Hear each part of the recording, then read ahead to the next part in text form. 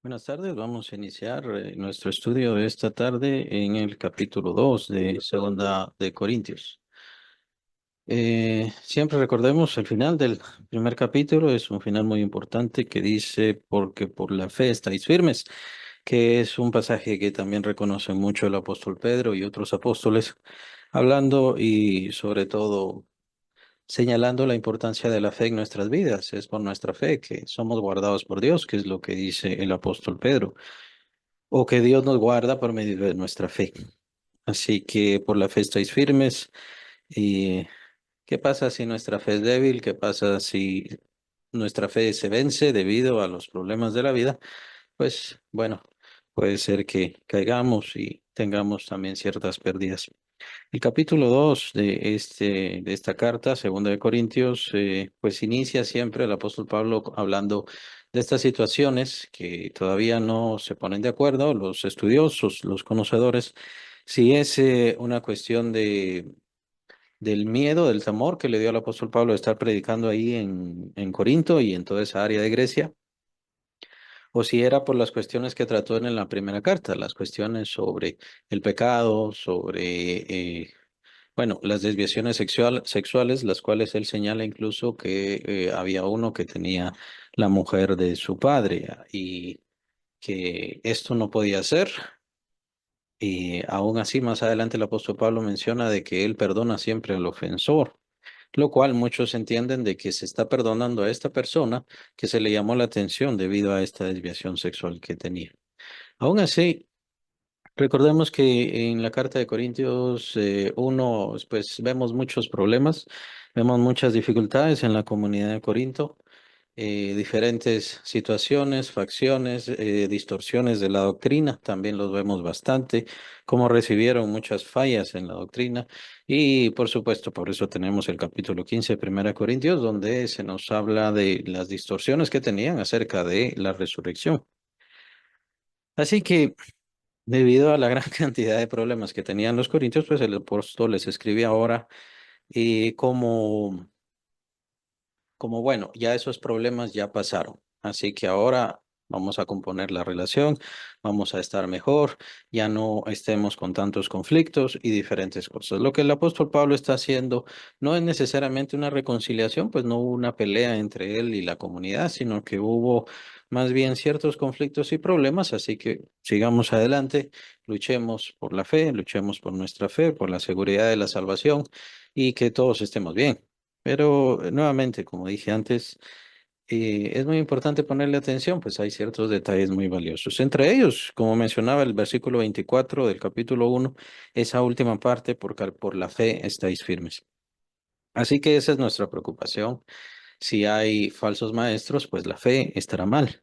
Y entonces no habrá firmeza y no habrá seguridad en el creyente. Por eso es tan importante una sana doctrina, una doctrina correcta. No se trata de celos y de desviaciones, sino se trata de tener una buena doctrina para que los cristianos sean fuertes y se mantengan firmes.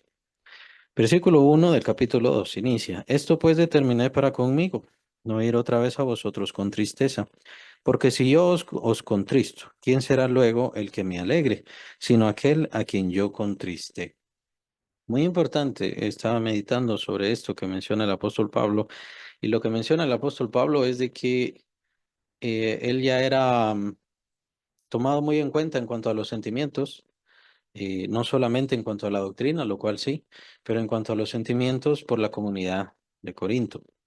Obviamente era un maestro, él era el maestro, él era el pastor de la comunidad o uno de los pastores de la comunidad, y eso quiere decir que los creyentes ponían mucho su confianza en él, su fortaleza en él.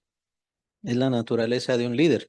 La naturaleza de un líder es dar confianza, no tristeza, no miedo, no temor, sino dar confianza, dar consuelo, dar esperanza.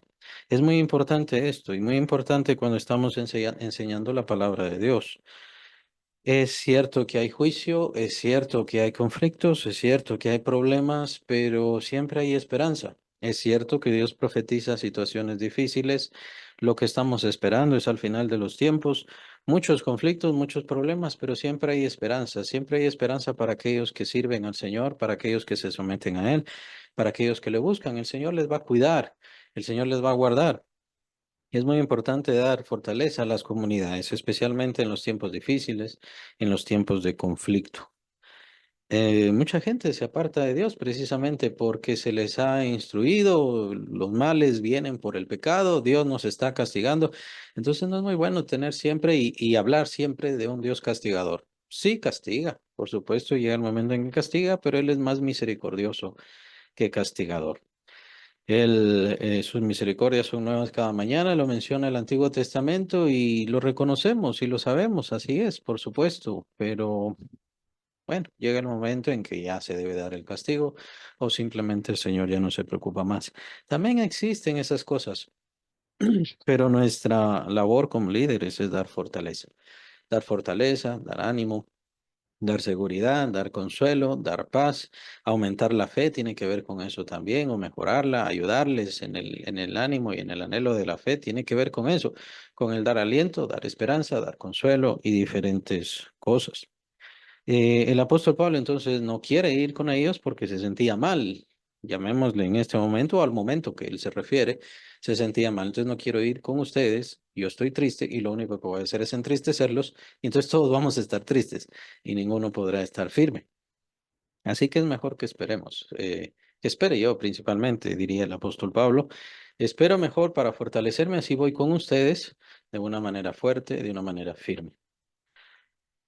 El pastor, el ministro, no puede formalmente consolarse con las ovejas, es decir, desahogarse, echar su frustración, sus problemas, sus conflictos con las ovejas, porque lo único que pasará es que se van a entristecer, enojar, molestar o irritar. Lo que tenemos que hacer es siempre dar consuelo, paciencia, esperanza, fortaleza, alegría, gozo y todo lo demás. Versículo 3: y esto mismo se escribí para que cuando llegue no tenga tristeza de parte de aquellos quienes me debiera gozar, confiando en vosotros todos, que mi gozo es el de todos vosotros. Y entonces también por eso se utiliza o existen las corrientes de pensamiento que el apóstol Pablo está hablando de los temas de la primera carta. Los temas de la primera carta que tenían que ver con muchos problemas entre ellos, muchos conflictos, muchas peleas entre ellos, situaciones de desviación sexual, conflictos con la doctrina, malas doctrinas y diferentes cosas. Entonces, por eso se considera que el apóstol Pablo entonces iba a llegar a la comunidad enojado, molesto, a gritarles o a irritarse con ellos. Entonces, por eso el apóstol Pablo opta por enviar cartas. También está la idea de que estas dos cartas no son las únicas cartas que el apóstol Pablo envió, sino que envió más cartas precisamente por estos conflictos que se tenían.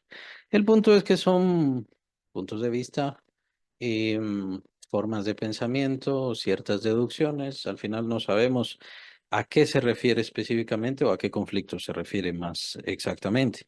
Más adelante habla del perdón hacia un ofensor y muchos interpretan, como mencionaba, que es ese que tenía una desviación muy fuerte que aparece en la primera carta. Aún así no se sabe, pero lo importante son los puntos y los detalles que nos da el apóstol Pablo. Así como lo acabo de comentar, muy interesante. El líder, la lideresa, no puede llegar y me siento triste y voy a entristecerles, o me siento enojado o enojada y entonces voy a enojarles a ustedes también, porque entonces todos terminarán enojados.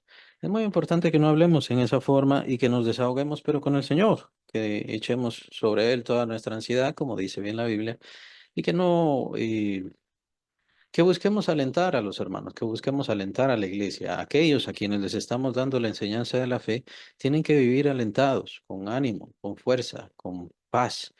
Ellos son los que se sienten muchas veces desconsolados y tienen que escuchar la palabra y terminar con consuelo, terminar con paz, con aliento, con alegría. Así que es muy importante tomar en cuenta todo esto. Versículo 4: porque por la mucha tribulación y angustia del corazón os escribí con muchas lágrimas, no para que fueseis contristados, sino para que supieseis cuán grande es el amor que os tengo. Entonces, aunque el apóstol Pablo estaba escribiendo de una manera brusca o tosca, principalmente porque estaba señalando sus errores y situaciones desordenadas que tenían, aún así era con amor que lo estaba haciendo. Aunque les estaba llamando la atención por cosas incorrectas, aún así el apóstol indica que era por amor todo esto. Todo esto es parte de un creyente, de un ministro, o debe ser parte de un creyente, pues que está trabajando y actuando y hablando sobre temas delicados, como vimos en la primera carta de Corintios. Desviaciones sexuales, problemas en el hogar, situaciones pasionales, conflictos doctrinales y diferentes cosas. Siempre debe ser con amor. A veces, obviamente, nos vence el mal. Y de hecho, más adelante el apóstol señala esto sobre el demonio mismo y que no debemos desconocer sus maquinaciones, que muchas veces hace todo esto y provoca todos estos males, desviaciones y riñas entre las mismas iglesias, incluso precisamente porque desea que haya conflicto. Y aunque uno tenga la razón o dos tengan la razón y solamente la mitad de la razón o alguna cosa así, nunca se llegará a un acuerdo porque está el conflicto por sobre todas las cosas. Así que el amor es lo que debemos confirmar siempre. Incluso más adelante, si no estoy mal, es a Timoteo, quien el apóstol Pablo le escribe, no te metas en situaciones y en riñas, o es a Timoteo o es a Tito, pero no te metas en discusiones que la verdad no sirven para nada, situaciones de genealogías y cosas así, no te metas en esas cosas, la verdad es que no vale para nada. Sino que simplemente se trata de enseñar la palabra y enseñar la doctrina genuinamente y cabal, como debe de enseñarse, y es en eso en lo que debemos entregarnos, no a un conflicto, no a un debate en el cual no tiene sentido y, y en donde pues no se desea un cambio, una transformación, una mejora, ni nada. Simplemente es uno tratando de convencer al otro y es eso lo único que se tiene. Y quien no es convencido o quien vence, pues de todas maneras pelea el que perdió precisamente porque perdió, no porque haya encontrado la verdad. Entonces de eso se da mucho ahora. De eso se da mucho ahora. Muy importante que entendamos todo esto. También cuando hablamos o tenemos a alguien a quien estar evangelizando, no se trata de estar peleando con esa persona, entrar en debates de situaciones religiosas. Nosotros ya conocemos nuestra fe, la conocemos, la entendemos y es lo que queremos compartir y nada más. En realidad no queremos entrar a situaciones difíciles que lo único que llevarán es a conflictos. Y son maquinaciones o tretas o tácticas del diablo, precisamente para desviarnos de nuestro cometido y desviar a esas personas del propósito que se tiene al recibir la palabra, y es que la semilla de fe sea implantada en sus corazones. Simplemente no se va a recibir. Entramos al siguiente pasaje, versículo 5, capítulo 2, segunda de Corintios, versículo 5. Pero si alguno me ha causado tristeza, no me ha causado solo a mí, sino en cierto modo, por no exagerar, a todos vosotros. Le basta a tal persona esta reprensión hecha por muchos. Así que, al contrario, vosotros más bien debéis perdonarle y consolarle, para que no sea consumido de demasiada tristeza. Bien, como mencionaba, muchos teólogos, muchos que opinan sobre todo esto, pues concluyen de que está hablando o que está tratando el tema que trató en la primera carta con respecto a una desviación sexual muy grande, muy grave. Bien, el punto es que no lo sabemos a ciencia cierta. Lo importante es lo que está hablando el apóstol Pablo. Si alguien le ha hecho mal, si alguien le ha hecho daño, ¿qué dice el apóstol Pablo? Está bien que se haga la reprensión, pero de ahí y con eso basta, simplemente con la reprensión. Al contrario, vosotros más bien debéis perdonarle y consolarle. Misión de la iglesia, el propósito de la iglesia, el fin de la iglesia. El fin de la iglesia o para qué está la iglesia es para tratarnos como hermanos. Somos una familia y como una familia estamos en esta tierra, familia espiritual que tiene que ver con la fe de nuestro Señor Jesucristo. Lo que tenemos que hacer es confirmar, alentar y ayudar a nuestros hermanos que están alrededor. Por supuesto, en cuanto al mundo, lo que tenemos que hacer es brillar, ser luminares para el mundo, esa luz del mundo que era el Señor Jesucristo y que por supuesto nos la entregó a nosotros por medio de su Espíritu, que está en nosotros y que nosotros ya hemos nacido de nuevo. Entonces, tenemos que brillar para el mundo, dar testimonio al mundo, ser testimonio al mundo, precisamente porque su juicio viene. y su juicio ya está cancelado, por así decirlo, hecho ya por medio del Señor Jesucristo. El mundo ya fue juzgado, pero por supuesto estamos esperando el evento escatológico, el evento apocalíptico, si le quieren llamar, el momento en donde el Señor Jesucristo vendrá. Pero entonces, ¿cuál es la función de la iglesia como iglesia? ¿Y qué debe hacer la iglesia en un caso de pecado? Muy importante todo esto. Vimos en los pasajes anteriores cómo el apóstol Pablo nos está hablando de la vida cristiana a través de sus propias experiencias, a través de su propio temor. Todo ministro tiene temor, pero Dios le confirma en valor y fortaleza. ¿Esto por qué? Porque está cumpliendo la voluntad de Dios. Está cumpliendo la voluntad de Dios, está cumpliendo el mandato de Dios y está siguiendo la guía de Dios. Por eso Dios confirmaba al apóstol Pablo. Por eso Dios fortalecía y consolaba al apóstol Pablo. Dice el apóstol, y eso lo vimos, aunque en Cristo abundan las aflicciones y los problemas y las situaciones difíciles, de la misma manera abunda la consolación. De la misma manera, sí, pero tenemos que entender el contexto. Era el apóstol Pablo. Y con esto, ¿qué quiero decir? No que tengamos que ser como el apóstol Pablo, sino que debemos estar dispuestos y entregados a la misión de Dios. Entonces vendrán conflictos y por supuesto que tendremos el consuelo de Dios. Entonces todo creyente debe comprometerse a la misión, no porque sean igual que el apóstol Pablo, que nadie lo va a hacer, por supuesto, pero que estén cumpliendo con la iglesia, cumpliendo con su lectura bíblica, cumpliendo con sus ejercicios espirituales. Entonces Dios colaborará y le dará fortaleza. Un creyente que no está, que no es parte integral de una iglesia local, un creyente que no le preocupa la palabra de Dios, un creyente que no le interesa la oración, entonces no puede exigir tener el consuelo de Dios, el aliento de Dios, el alivio de Dios y la esperanza que Dios le da. No puede exigirlo. Entonces debería revisar su fe, darse cuenta si en realidad tiene su fe todavía incluso, o qué es lo que está pasando. Entonces, componer eso, arreglar eso, asegurarse de todo eso.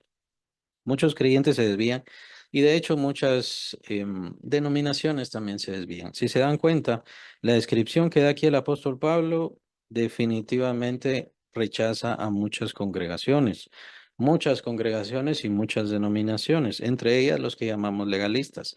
Por eso existe todavía la duda si los legalistas todavía son creyentes o si definitivamente ya se apartaron de la fe. Porque entre estas cosas ellos ya se apartaron completamente. Ellos exigen una situación intachable.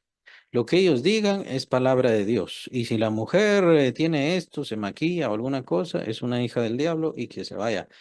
Están completamente fuera de este perdón, de esta piedad, de esta consolación. No digamos cuando un creyente peca, em, o cuando incluso existe separación porque hubo adulterio, y estos son casos reales que hemos visto, hubo adulterio, pero el cónyuge o la parte de la pareja de esa parte del matrimonio que no tuvo adulterio, tiene que seguir casado o casada, sino también que se vaya de la iglesia porque ya no es creyente. Y es en esa forma como muchas congregaciones condenan a personas. Y es la congregación la que los condena. No es Cristo, porque Cristo les ha perdonado en todo sentido, sino es la misma congregación la que les condena porque les rechaza, porque les señala y por supuesto les dice pecadores, hijos de Satanás y todo lo demás y tienen que apartarse. Por supuesto, no digamos en el caso del propio adúltero o la que ha cometido adulterio. En cuanto a esas personas, definitivamente son hijas del diablo y deben irse a condenación.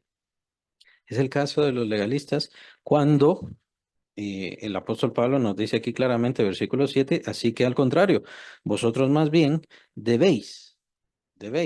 Esa parte, esa palabra es muy importante. Debemos perdonar. Eso es algo que nosotros no, como que se nos pasa, ¿no? Es cierto que es una palabra, es cierto que es pequeña, pero el debéis es un deber, es una obligación, es algo que debemos cumplir. Nuestro deber es perdonar. Y nuestro deber es consolar a aquella que cometió pecado, pero viene en arrepentimiento. Es nuestro deber. Y es nuestro deber practicar el perdón. De tal manera que el mismo Señor Jesucristo pues nos dice, perdónanos nuestras ofensas, así como nosotros perdonamos a los que nos ofenden. Y esto es parte del mismo Padre nuestro, ¿no? Esa oración tan importante. Perdónanos nuestras deudas, así como nosotros perdonamos a nuestros deudores, para que entendamos la importancia de que nosotros perdonemos. El Padre Celestial quiere que perdonemos, perdona todo lo que nosotros hagamos, pero Él quiere que nosotros también tengamos misericordia. Esa es una de las funciones vitales de la iglesia, fortalecer y ayudar y animar y consolar, incluso al pecador. Es una de sus funciones vitales. La iglesia no es, no debe ser este lugar apartado del mundo de tal manera que no tiene nada que ver con el mundo. Es cierto que la iglesia es un conjunto, un grupo de seres humanos que salieron del mundo, ya no pertenecen al mundo, no son iguales que el mundo y no actúan como el mundo, pero no deben tener lejos al mundo. Más bien deben hacerle siempre su llamado, darles testimonio, hablarles de Cristo y por supuesto que vengan al conocimiento del Señor, quienes, por la voluntad del Señor y que tengan la fe en sus corazones, quieren apartarse de ese mal. Como iglesia debemos aprender a hacer eso, aprender a tratar al pecador, aprender a consolarle, aprender a animarle y por supuesto siempre darle la palabra que va a transformar su vida. Por supuesto, está entonces el otro paso. Otro paso que muchas iglesias y muchas congregaciones dan, en donde se vuelven al mundo, se vuelven al mundo y se vuelven pecadoras. Y el pecador que esté ahí 10 años, 20 años, no importa. El asunto es que ya levantó la mano y ya dijo que era creyente. Y entonces con eso es más que suficiente. Pero estará dando la evidencia a ese pecador de que Cristo está en su corazón y en su vida. Si sigue pecando, pues la evidencia es que no. Esa es la evidencia. Y una congregación debe señalar todo eso, debe hacer entender todo eso. Y hay que tener cuidado con todas esas cosas, por supuesto. La iglesia entonces debe aprender a perdonar y a consolar. ¿Se recuerda en el inicio de la carta? El Padre de toda consolación, Él nos consuela a nosotros para que perdonemos a otros. Entonces, la iglesia también es atribulada, también tiene conflictos, también tiene problemas. ¿Para qué? Para aprender a consolar a otros. La iglesia está llena de pecadores, por eso la iglesia no van a encontrar ninguna perfecta. La iglesia está llena de pecadores.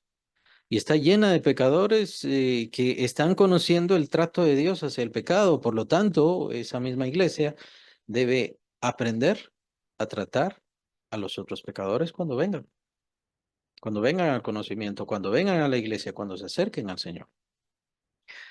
Pero muchas iglesias se vuelven legalistas y otras se vuelven completamente libertinas. La libertad de Dios no nos da ocasión, lo dice el apóstol Pedro, para el libertinaje, para hacer lo que queramos, para seguir pecando. Me da lo mismo. No. Claro, en cuanto a los pecados, el juicio lo dará el Señor. El Señor es el que juzgará la fe de todos. El Señor es el que va a decidir quién entra, quién no entra. Nuestro propósito como iglesia es simplemente dar la palabra de Dios, hacerle el llamado por medio de la palabra de Dios. Ya depende de cada persona si elige el pecado o la fe. Ya depende de cada persona si elige el mundo o elige al Señor. ¿Qué es lo que van a elegir? Nosotros no podemos imponerle nada a nadie. Pero nuestra obligación es consolar. ¿Por qué? Porque tuvimos tormento, porque nosotros también somos pecadores, porque nosotros cometemos muchísimos errores, hemos conocido el perdón de Dios, Dios nos ha recibido claramente y por lo tanto debemos recibir a los demás. Esa es la misión, por eso también el Señor nos perdona a nosotros para que aprendamos a perdonar a otros. Pero ahí se nos olvida, ¿no? Se nos olvida. Se nos olvida que nosotros también somos malvados o fuimos muy malvados, ahora no tanto, pero sigue la maldad. Ahí está y todavía seguimos luchando contra eso. Pero un errorcito que miramos en alguien, ya lo rechazamos, ya le sacamos, le apartamos y en lugar de hablarle del perdón y del consuelo. ¿Cómo termina el versículo 7? Para que no sea consumido de demasiada tristeza. Hay que tener cuidado con eso. Hay que tener cuidado con eso, de no consumir a la gente con tristeza. A veces muchos predicadores son así. No estamos de acuerdo con los predicadores libertinos, pero tampoco estamos de acuerdo con los predicadores legalistas, donde todo es pecado, donde todo es maldad, donde todo es odio, donde todo es incluso tristeza. Es cierto que la tristeza viene por el pecado y una persona que vive su vida aparte de Dios no puede ser feliz. Una persona que vive su vida alejándose de Dios, em, irritando a Dios por medio de sus actitudes, no es feliz adentro de la iglesia, pero es por su propia actitud y por su propia situación y por lo que hace. También cuando escucha la palabra, escucha una rencilla, escucha algo que va contra él o ella, quien quiera que sea. Pero no es así, es su propio carácter, su propia conciencia, su propio espíritu, incluso puede ser que lo tenga ahí, que le está hablando al corazón y a su conciencia. Está diciendo, esto está mal, esto es incorrecto, esto no está bien hacerlo, hay que mejorarlo, hay que cambiarlo. Entonces, por eso es que debemos ser precavidos, cautos. Con esto no quiere decir que no debemos hablar o que no podemos hablarle a alguien, más bien todo lo contrario, todo esto es parte del mismo proceso de curación del creyente de su propia maldad. ¿A qué me refiero? Esta parte es muy importante porque somos creyentes, hemos recibido la fe, hemos recibido a Cristo, pero eso no quiere decir que seamos perfectos.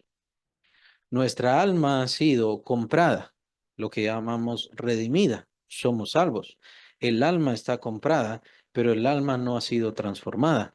La transformación viene paso a paso, mes a mes, año a año, conforme va la vida cristiana, entregándose más a Dios. Entonces se va dando la transformación.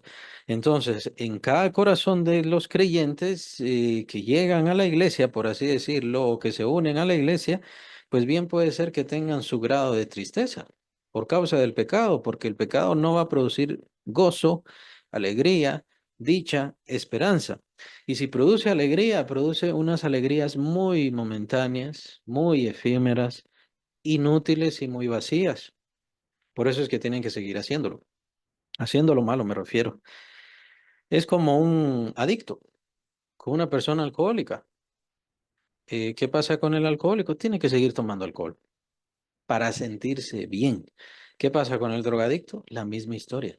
La única forma de volver y llegar y regresar a sentirse bien es por medio de la droga. Es la única forma. Y es lo mismo con el pecado, aunque por supuesto los vicios también son pecados.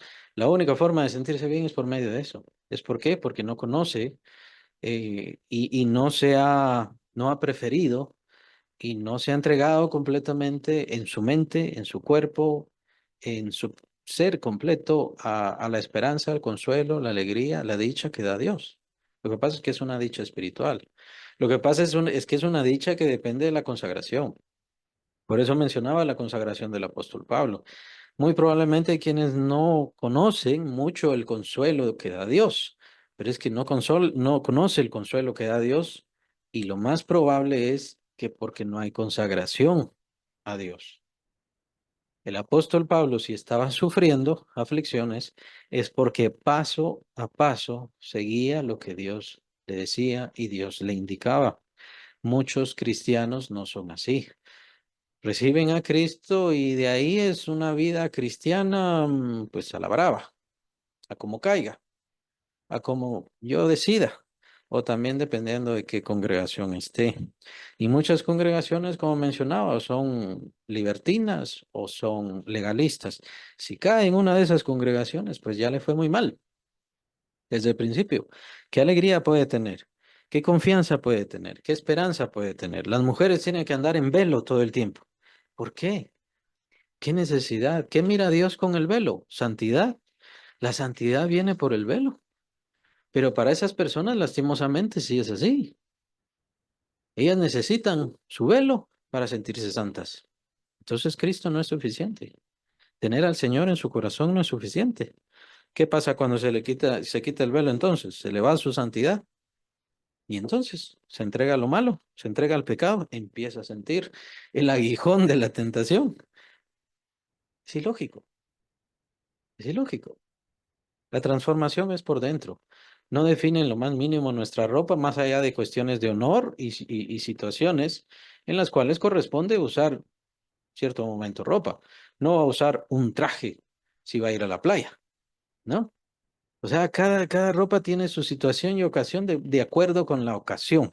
Entonces, ahí no entra para nada la santidad, ahí no entra para nada la purificación, ahí no entra para nada la exaltación.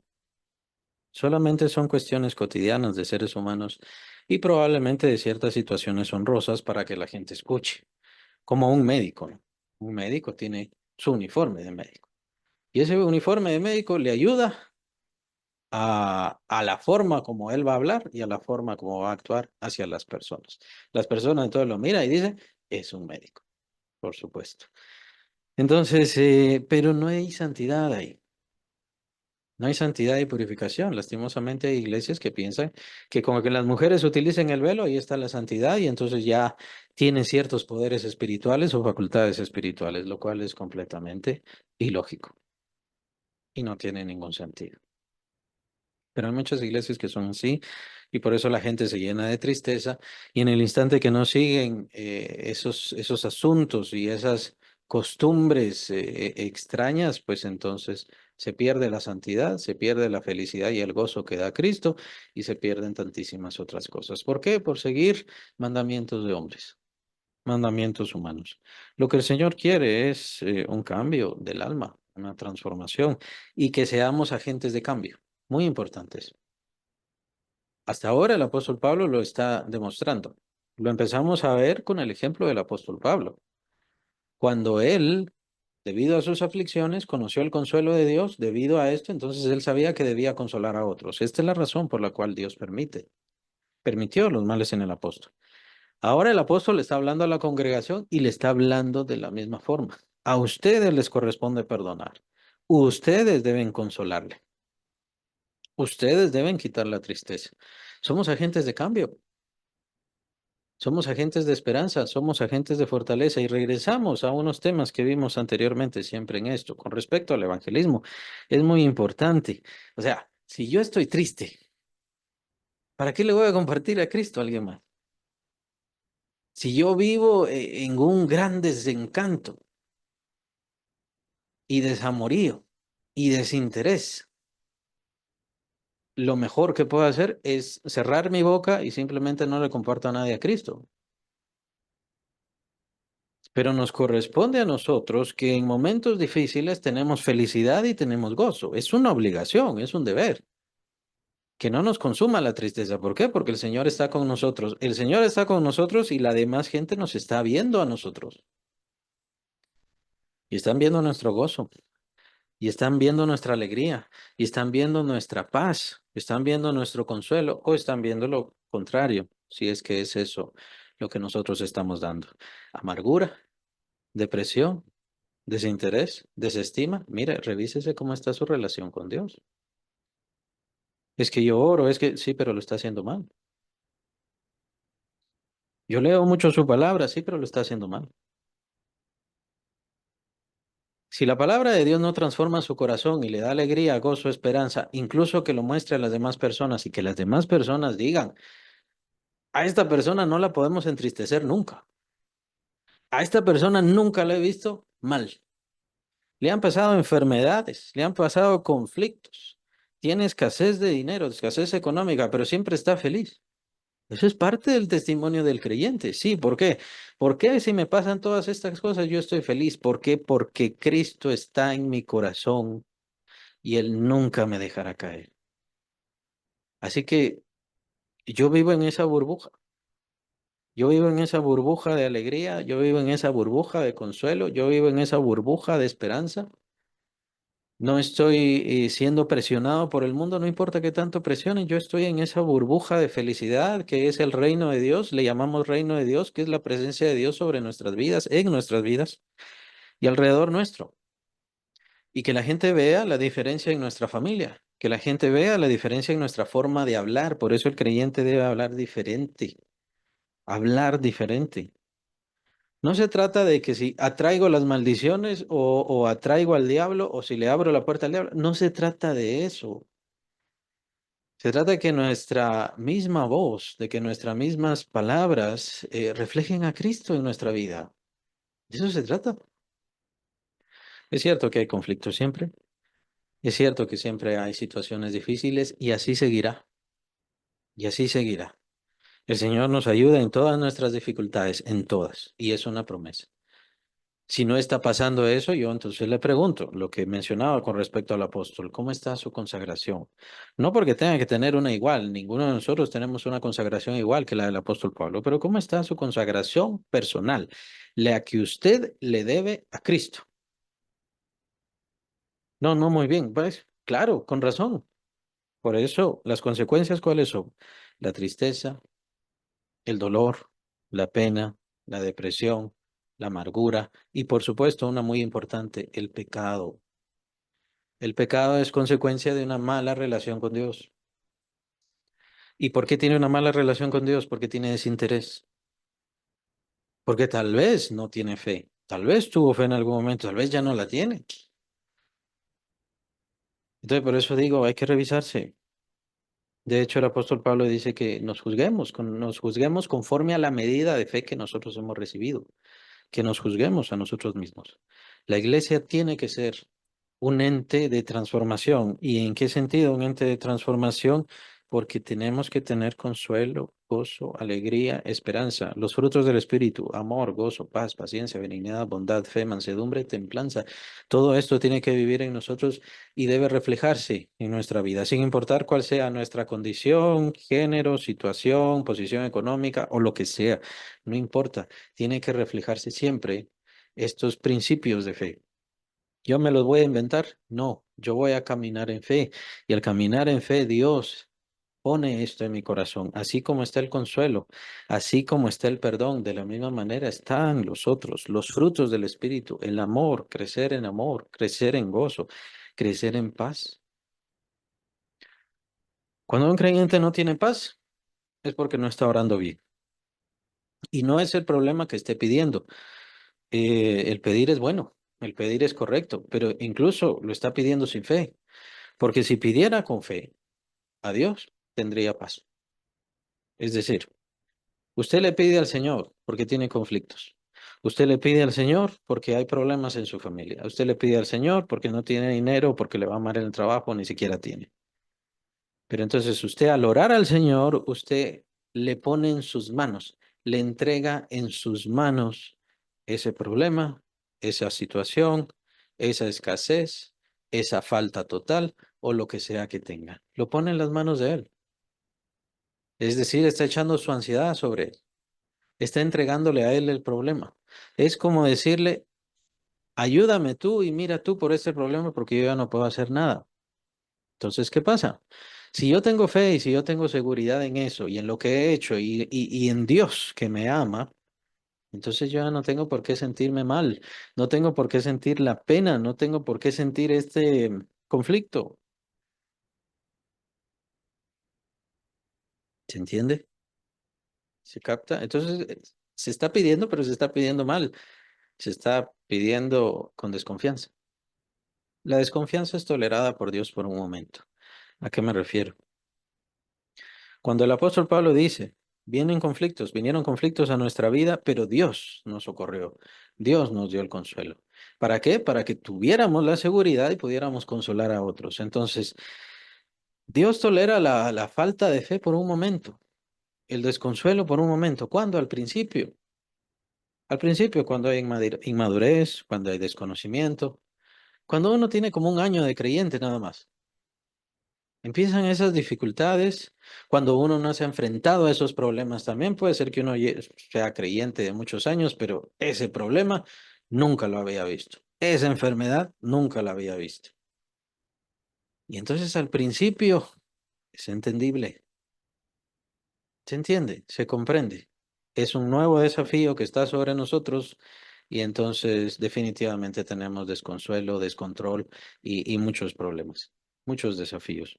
Pero entonces viene Dios y tenemos que empezar a caminar en esa fe y en esa oración. Tenemos entonces que entregarle a Él los problemas, tenemos que entregarle a Él la lucha. Vendrá otra vez el desconsuelo, vendrá otra vez el temor, la tristeza, y entonces otra vez tenemos que entregarle a Él las cosas. Eso es caminar en fe e ir creciendo en fe. Vamos a ver cómo Dios resuelve el problema, cómo Dios nos da la tranquilidad, cómo Dios nos hace entender. A veces más adelante entonces será por un mensaje, será por un estudio bíblico, será por mi lectura. Yo voy a ver entonces un pasaje en el Antiguo Testamento, un caso, como David incluso llegó a resguardarse. Él era el ungido de Dios, pero él llegó a resguardarse en cuevas, porque lo estaba buscando el rey, el principal, el hombre más poderoso de esa tierra. Lo estaba buscando para matarlo. Y él sin haber hecho nada malo. ¿Cuál era su nivel de desconsuelo? Su incapacidad, su temor, su gana de decirle a Dios, ¿y no soy yo el ungido, pues? No soy yo el rey ungido y mira lo que está pasando. Pero es por medio de ese camino de desconsuelo, es por medio de ese camino de dolor que Dios guió, porque su propósito siempre se cumple, que Dios guió su vida hacia la victoria. Y a veces nos pasa a nosotros lo mismo. Nosotros no entendemos, pero Dios nos está llevando a la victoria de nuestra vida, al triunfo de lo que nosotros somos y de lo que nosotros seremos para toda la eternidad para Dios. Lo que pasa es que no es un plan nuestro y Dios no nos dice el plan. Por eso muchas veces nos desconcierta el plan, nos desubica, no entendemos, no comprendemos. Pero el propósito es que entendamos que nuestra vida está en las manos de Dios.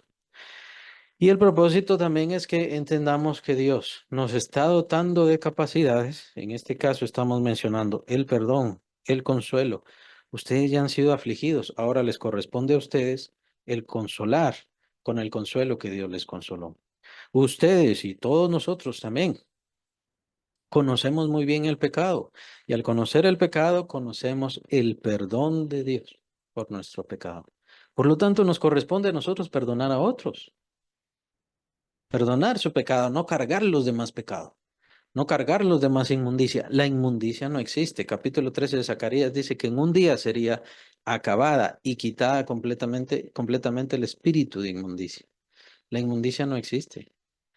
No es que una mujer es inmunda porque use pantalones o una mujer es inmunda porque no use el velo. Todas esas cosas no existen, ya no existen, no existe la inmundicia. Nadie es inmundo delante de Dios. Todos nuestros pecados han sido pagados. Capítulo 2 de Primera de Juan lo dice así claramente. Todos nuestros pecados ya han sido lavados por el Señor Jesucristo. Pero ¿qué pasa? Que hay muchas congregaciones y lastimosamente hay muchos hermanos o hermanas que pues se dedican a seguir señalando y a seguir condenando. Nuevamente, la idea y el propósito de la iglesia es tratar el pecado. Y tratar el pecado no significa ocultar el pecado, ni significa ya no hablar del pecado. Como también hay otras congregaciones mencionaba, y estas congregaciones serían las libertinas. Ya no hablemos del pecado, traigamos a la gente a Cristo. ¿Y cómo los vamos a traer a Cristo? Venga a Cristo y se va a hacer millonario. Ese no es el mensaje del Evangelio. Este es un trastorno total. El mensaje del Evangelio es que estamos perdidos sin Cristo Jesús. Y por eso todo ser humano necesita venir a Cristo y necesita arrepentirse de su pecado, porque su pecado le ha hecho enemigo de Dios. Y por lo tanto, lo único que le espera es la condenación eterna. Quitar el pecado, el mensaje del Evangelio, quitar el pecado, es dar un evangelio falso. Cortar el evangelio para acabar con el verdadero mensaje de perdón. Esas personas entonces no conocerían el perdón, sino el seguir haciendo lo malo. Y como digo, son congregaciones y son hermanos libertinos nada más. No han tratado su pecado y Dios no está tratando su pecado y Dios no puede tratar su maldad tampoco, porque para ellos todo está bien. Y Dios ya no tiene nada que ver con mi forma de ser. Pero Dios tiene mucho que ver con nuestra forma de ser.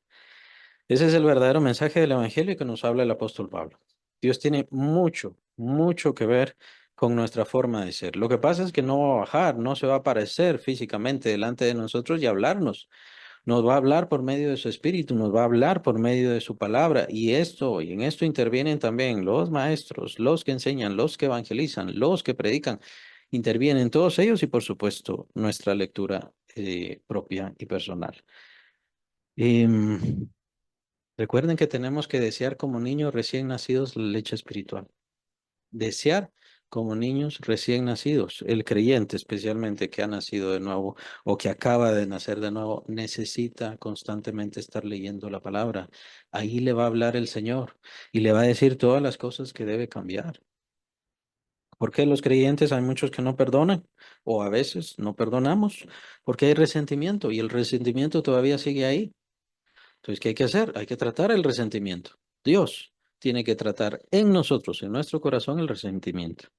Porque hay perversidad. Puede ser alguna falta, puede ser algún acoso, puede ser que hubo un conflicto, un abuso de pequeño. Puede ser. Hay que tratar eso.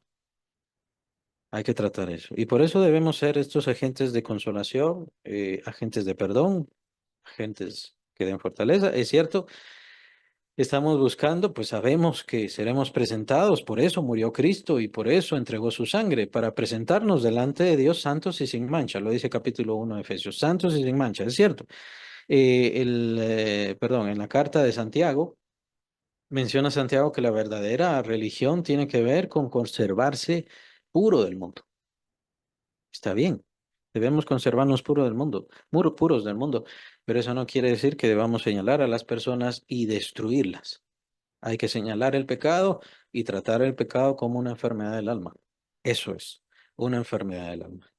El pecado que está en nuestro cuerpo, pues obviamente no puede ser destruido porque será destruido cuando venga la resurrección.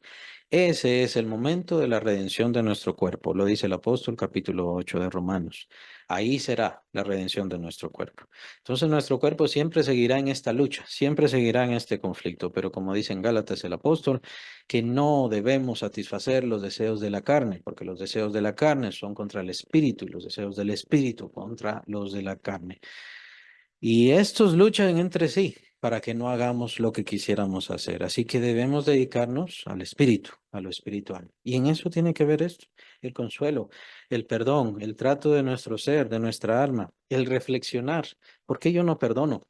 ¿Por qué yo tengo soledad? ¿Por qué? O sea, puede una persona estar sola, pero sentir soledad es muy diferente. Sentir soledad, no tiene al Espíritu Santo, no tiene al Señor en su vida, no tiene tantas cosas que hacer en este crecimiento espiritual y transformación de su vida y de su alma y en colaborar en que otros encuentren a Cristo. Usted tiene la misión más importante, como todo creyente la tenemos, la misión más importante, traer personas a la salvación, llegar a transformar sus almas, convertirlas a Dios por medio del Señor Jesucristo. Tiene mucho que hacer. El trabajo de una madre, el trabajo de un padre termina en cuánto tiempo? ¿20 años? ¿25 años? El trabajo del creyente nunca podrá terminar. Nunca estará completo. Así como el libro de Hechos. ¿Recuerdan cómo termina el libro de Hechos? Que el apóstol Pablo estaba en prisión, en su primera prisión en Roma, y ahí terminó el libro. Mientras él predicaba, estando preso en Roma.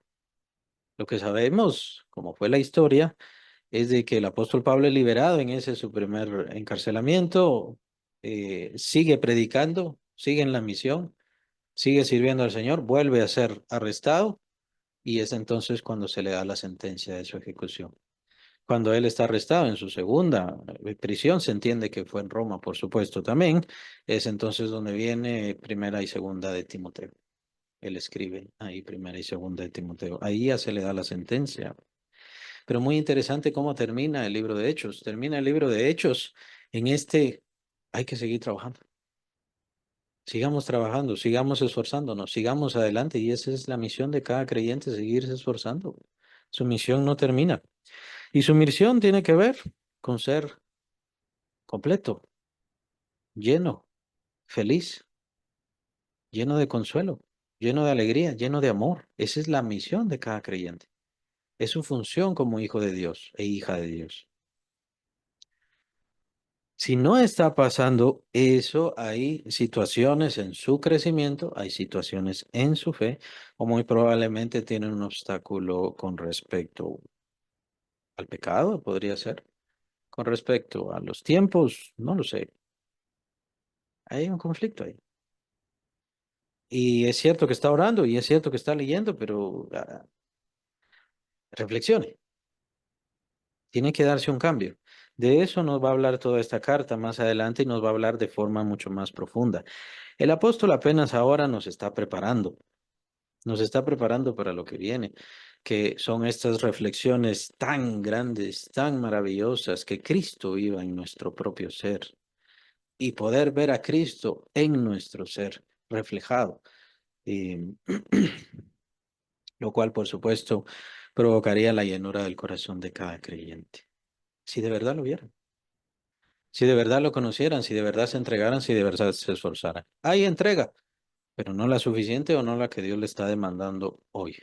Hay compromiso, sí, pero el Señor quiere más. Y cada quien lo sabe. El Señor quiere que haga esto. El Señor quiere que busque esto. El Señor quiere que me esfuerce más. Cada quien lo sabe. No necesitan que yo se los diga. Cada quien lo sabe. Y lo sabe por su propia conciencia. Ojalá orara más. Quisiera, tengo que hacer el esfuerzo, tengo que apartar el tiempo para orar más, para leer más, para buscar más del Señor. Pero no lo hace, porque pospone, porque cambia los planes, porque no se entrega eso. Versículo 8, por lo cual os ruego que confirméis el amor para con él. Está hablando del pecador. Esa es otra cosa que tenemos que apoyar y expresar. Siempre con cuidado de no caer en ciertos conflictos y situaciones. Por eso el apóstol Pablo cierra su primera carta hablando del ósculo santo. Solo lo menciona así, el ósculo santo. ¿Qué es el ósculo santo? Es beso, es besarse. Habían besos entre los creyentes, pero es un beso de amor en Cristo, es un beso santo, es un beso de cuidado, de hermanos, de hermandad. Eso es. Y entonces se confirma todo esto para que no existan los desvíos y las situaciones pasionales que muy obviamente el demonio quiere infiltrar adentro de la iglesia. El amor, con respecto a ese versículo 8, por lo cual os ruego que confirméis el amor para con él. Y solamente haciendo un recordatorio con respecto al amor, uno de los frutos del Espíritu Santo que encontramos en Gálatas, ciertamente de los más importantes. No hace mucho vimos capítulo 13 de Primera de Corintios, la preeminencia o la excelencia del amor. Hablando el apóstol Pablo precisamente de los dones espirituales, hablando de las manifestaciones espirituales que son maravillosas, pero bien dice el apóstol Pablo, si yo tengo tal poder que puedo mover los montes, pero no tengo amor, no soy nada. Vengo a ser como metal que resuena, címbalo que retiñe, no estoy haciendo bien las cosas. El amor es a lo que quiere el Señor que nos dediquemos.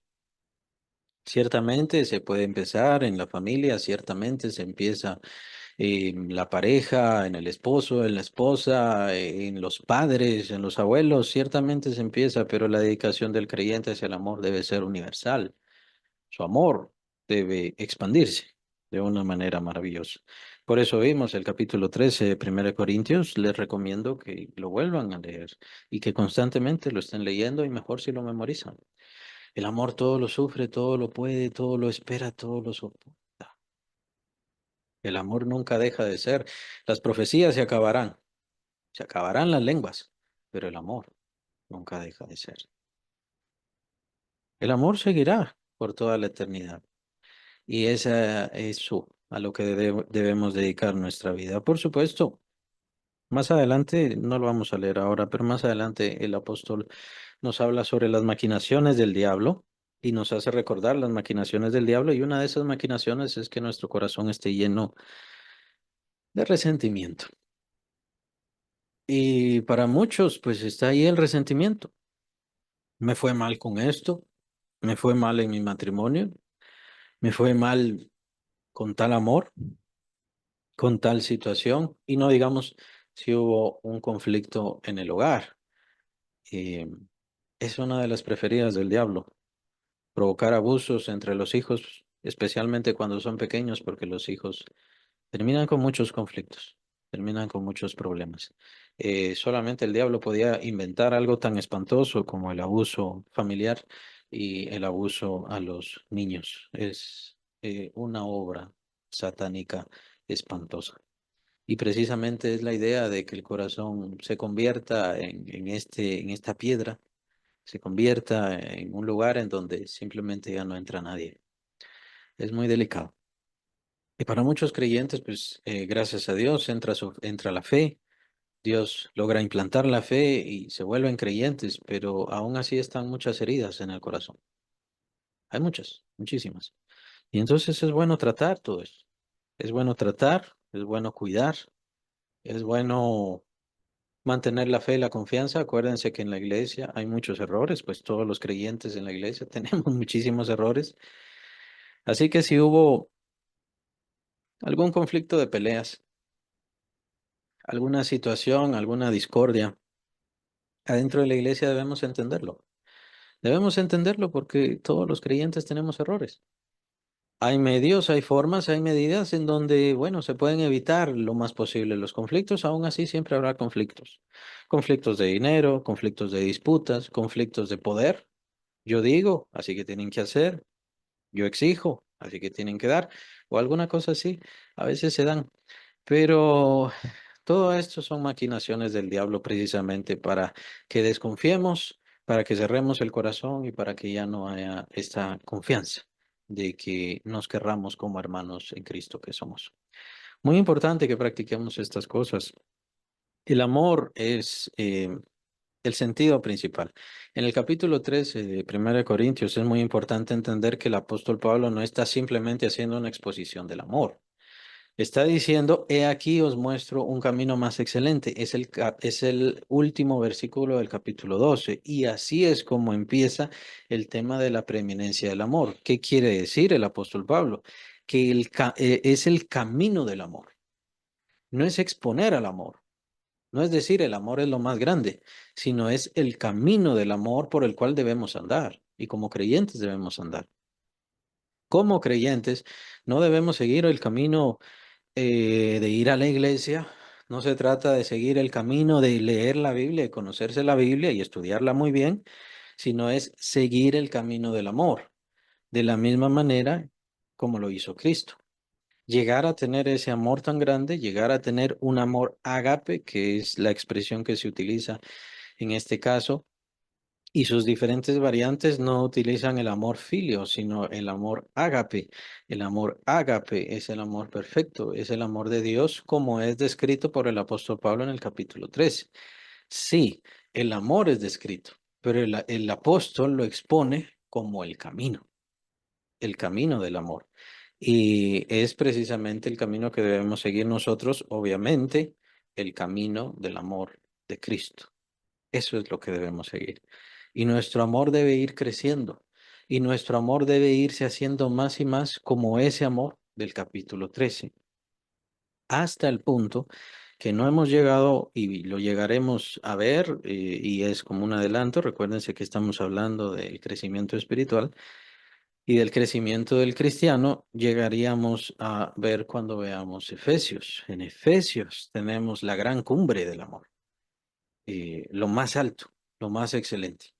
Llegar a tener el amor de Cristo, llegar a conocer el amor de Cristo, de tal manera que seamos llenos de toda la plenitud de Dios. Es una expresión que utiliza el apóstol Pablo. Que nuestro caminar en el amor sea tan grande que lleguemos a conocer la anchura, la profundidad y todas las dimensiones del amor de Cristo. Así lo expresa el apóstol Pablo. Y es lo que aparece en Efesios. Lo expresa de esta manera, las dimensiones del amor de Cristo. ¿Y esto para qué? Para que lleguemos a ser llenos de toda la plenitud de Dios. Em, el camino del amor es lo más excelente. Muy importante que no nos basemos en qué dones tengo, en cuál es mi ministerio, en cuál es mi llamado, sino en el amor. Y si voy creciendo en el amor. Y si quieren un buen parámetro para ver su crecimiento, pues ahí está el amor. Ese es el mejor. Si mi corazón tiene amargura, si mi corazón tiene resentimiento, mi amor estará mal. Y mi corazón estará mal. Y mi tristeza estará ahí, muy fuerte. Porque es precisamente lo que va a producir la falta de amor. Pero si yo voy creciendo, y si voy creciendo en mi vida, en lo que tengo, en la condición en la que estoy, si voy creciendo, es probable, tenemos la facultad, tenemos la posibilidad de llegar a tener y conocer el amor de Cristo tan profundamente como lo expresa el apóstol Pablo en Efesios, de que seamos llenos completamente de toda la plenitud de Dios. Esto, por supuesto, lo vamos a ver cuando veamos Efesios. Nos falta bastante camino para eso, pero ya vamos avanzando. Ya vamos avanzando, así que se los adelanto de una vez precisamente por este tema. Tan importante es que si tomamos ese camino, si nos dejamos llevar por ese camino, entonces llegaremos incluso hasta ser llenos de toda la plenitud de Dios, como lo menciona el apóstol Pablo. Es vital, es maravilloso, es el camino, es la senda. Y en el amor, por supuesto, el perdón es una forma de amor. El perdón es una forma de amor. Entonces yo dejo de ver lo que me hicieron, el daño que me pasó, la situación, la vicisitud que yo viví y que me hizo a mí sufrir, la dejo de ver. Todo lo sufre, ¿se recuerdan? Capítulo 13, todo lo sufre, todo lo puede, todo lo espera, todo lo soporta. Y entonces perdono. ¿Por qué no perdono? Porque estoy mal, mi amor. ¿Por qué no perdono? Porque no estoy siguiendo el camino del amor. Hay endurecimiento, hay resentimiento. ¿Por qué no puedo consolar? ¿Por qué no hay consuelo? Porque para mí yo no siento consuelo. Porque no me interesa consolar a otro, porque no tengo empatía por las demás personas, porque yo en primer lugar no he recibido el consuelo de Dios, y si he recibido el consuelo de Dios es peor, porque entonces quiero ese consuelo para mí, soy una persona engreída, hay soberbia, y pienso que Dios tiene que hacer para mí todo. Cuando no me doy cuenta que lo que Dios hace para mí es para que yo haga para otros. Esa es una gran parte de la cuestión de la bendición de los creyentes. El creyente es bendecido para que bendiga a otros. Es muy importante esto. Tiene que ver con la prosperidad, tiene que ver con el corazón, tiene que ver con el amor, tiene que ver con el perdón. Nosotros somos perdonados para que perdonemos a otros. Nosotros somos lavados, limpiados de nuestros pecados para que le mostremos esta pureza a otros, para que otros también puedan ser puros. El apóstol Pablo se presentaba como fue un pecador, un malvado, el primero de los pecadores, el último de los apóstoles, aquel perseguidor de la iglesia. Él nunca lo ocultó. Sí, eso soy. Pero gracias a Cristo Jesús, Él hizo un cambio, una renovación, una transformación. Yo que no entendía, yo que no veía, fui completamente transformado y ahora todo lo sufro por Cristo. Por amor a Él, que lo dio todo por mí y por supuesto por amor a los creyentes, a quienes, decía el apóstol Pablo en uno de sus pasajes, les debo todo y yo me debo a todos. Yo vivo para los creyentes, sea quien sea, esclavo o libre, dice él, no importa, yo me debo a todos, griego o judío, me debo a todos. Ese es el amor.